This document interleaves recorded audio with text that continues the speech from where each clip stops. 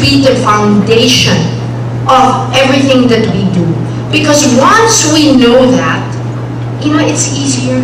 Mas marami na tayong makikita.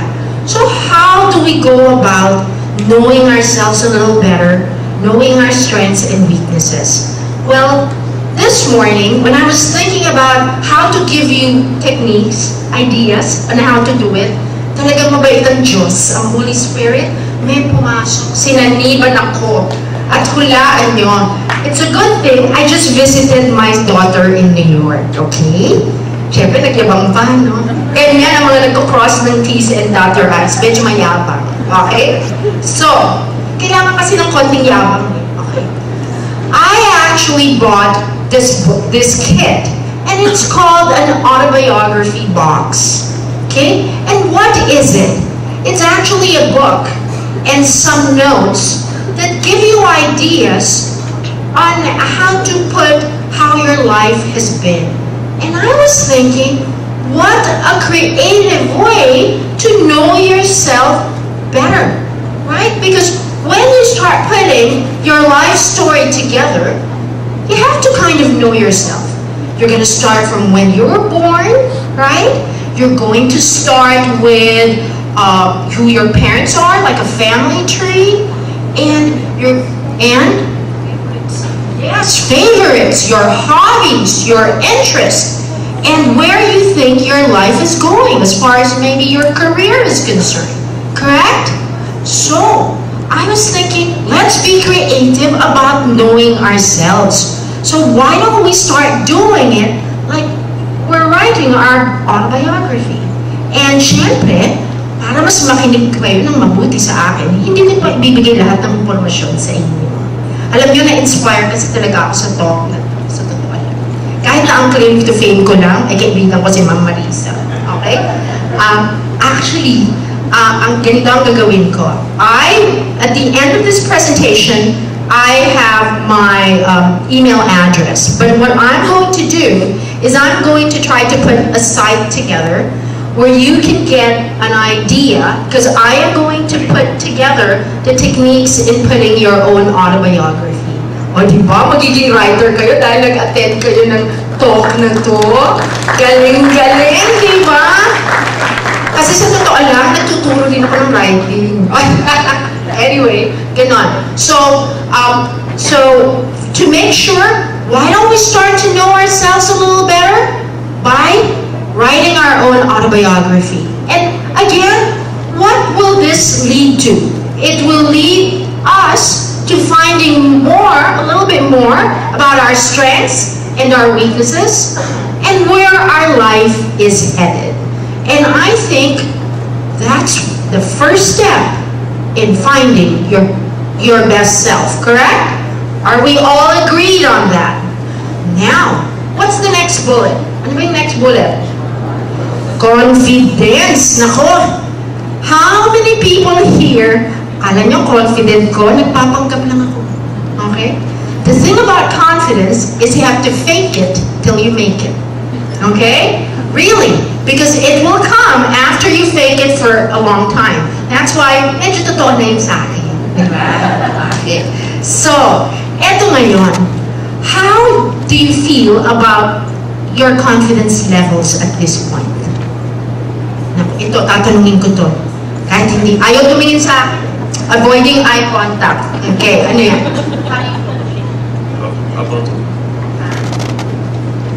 Confident. Sa feeling mo ba, confident ka? Kasi ano ba kayo? Tiga maap? Kasi tiga maap confident. Mali ang tinanong kong tao. Okay, sandali. Magtatanong ako dito. Ito. Sige. Malate Catholic School? Kayo ba yan? Children of Seafarers? Kayo ba yan? Gusto ko siya kasi nakangiti siya lagi sa akin. Ikaw, what's your name? Jem? How do you feel? Do you feel that you're confident? Sometimes. Sometimes, okay. Magaling siya, bata pa lang siya. At least may sometimes na siya. Kasi kami ni Ma'am Marisa, nung bata pa kami, hindi, never ang aming answer dyan. So magaling ka. Ay, tatanungin natin siya. Ikaw, what's your name? Noel. Feeling confident? Hindi. Okay. At least honest siya, di ba? Yan ang gusto ko. Okay, ngayon. Hindi, pero honest ka rin. Hindi ko sinasabing hindi ka honest, ha? Okay. But anyway, ganito. Kasi, madalas, when we ask people, alam nyo, my problem kasi, hindi ako self-confident. Tama ba? Yes. So ngayon, ano ang gagawin natin? Because this is so important. This is such a big part in believing in yourself. We need to work on it. And again, may homework na naman ako para sa inyo. Alam niyo kung bakit? Ganito. Doon sa sinasabi ko po sa inyo, makikita yung techniques for your autobiography. Maglalagay din ako ng confidence assessment test. Para doon, kasi sa totoo lang ganito, ang plano ko sana, magbibigay sana ako ng papel. Kaya lang, I'm green. I'm very aware of the environment. Kasi yung iba sa inyo, titingnan lang yung papel na yan, tatapon niya naman. Ayoko ng ganun. Kaya kung interesado kayo, i-email niyo ako at bibigay ko sa inyo yung link kung saan niyo makukuha yung test na yon. Tsaka syempre, pag kinuha niyo yung test, kailangan alam niyo yung resulta, di ba? Okay. So, bibigyan ko naman kayo ng resulta at titingnan natin kung ano yung level ninyo. At, kita nyo ha, hindi lang to 30-minute talk. Talagang may kasunod pa siya. Okay? Kasi, bibigyan ko kayo ng tips kung paano maging parang ako. Walang ya. O, di ba? Type nyo ba yun? Type nyo ba? Ha? Okay. So, kasi, sa totoo lang, okay, you have to build your confidence. Tama ba? Because without confidence, walang mangyayari sa atin. And one of the things that I'd like to say at this point is this. One of the things that makes us less confident than how we should really be is because we keep comparing ourselves to others. Tama ba? Okay. And you know what? That's the worst thing that you can do. Have you ever heard of that poem, Desiderata? Yeah. Ay, naku, excited sila. Okay. I love it. Yan ang gusto ko, audience na nagpa-participate. Yan. Okay. Anyway. And there's a great line in that poem. And what does it say? Ay, very good. Naku, yan ang gusto ko. Talagang, sige. Sige, ano yan? Everybody. Do not compare yourself to others who may become vain and bitter. That's right.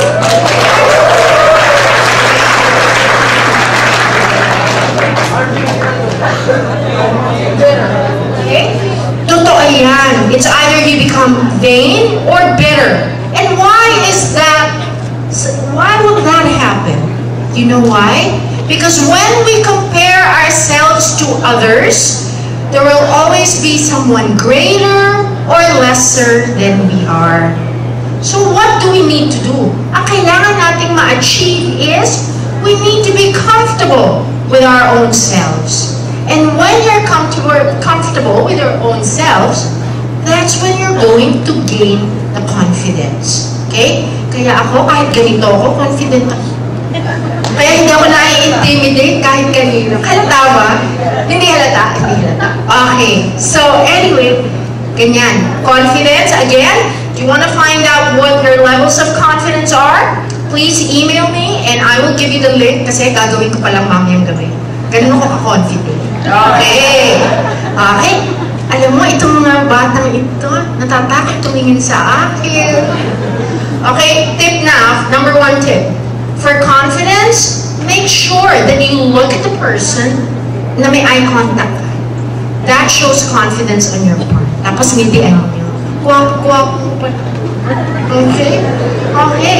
So, yan ang confidence.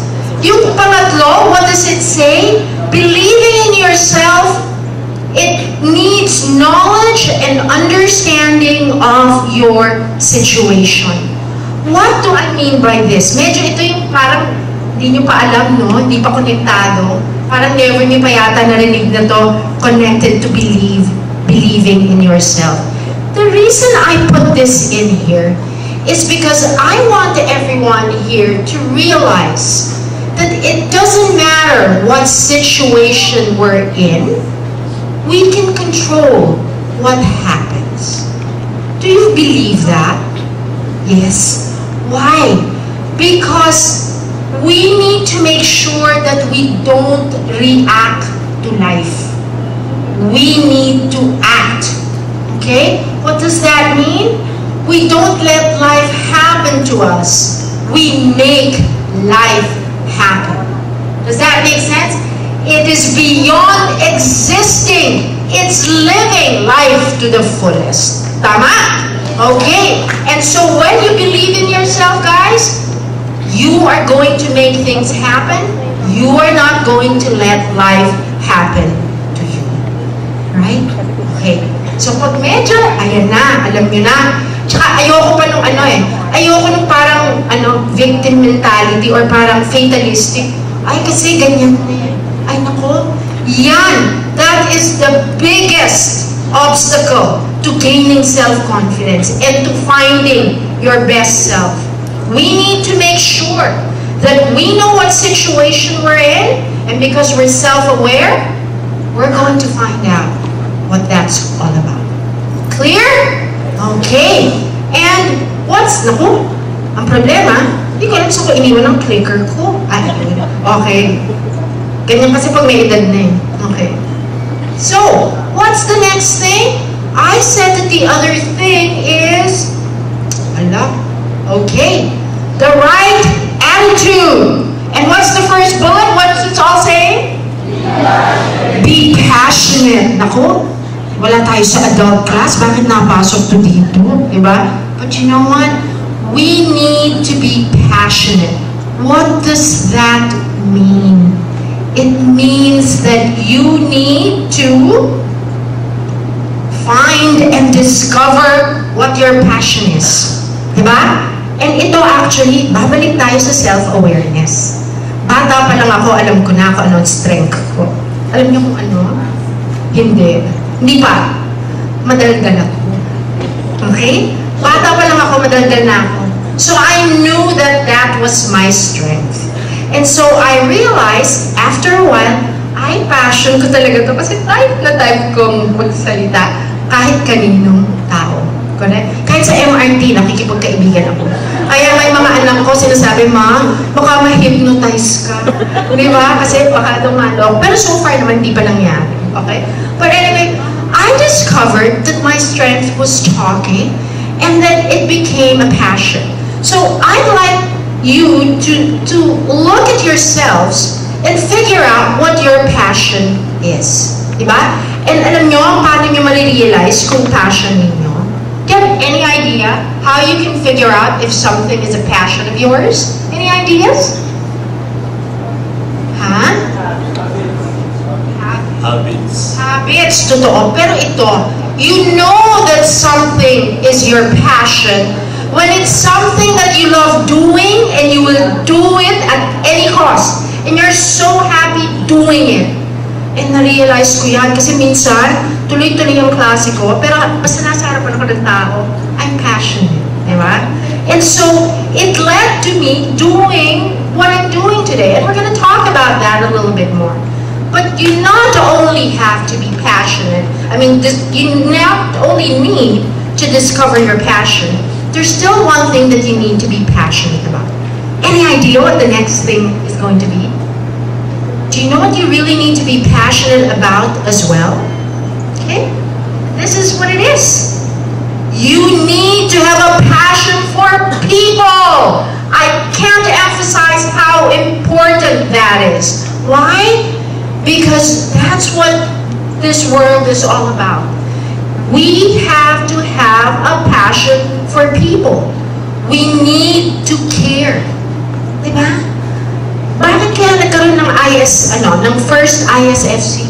Because somebody, like Marisa, cared. Kaya idol ko siya. Okay? Diba? Mutual admiration. Pero diba, What happens when you have a passion for people?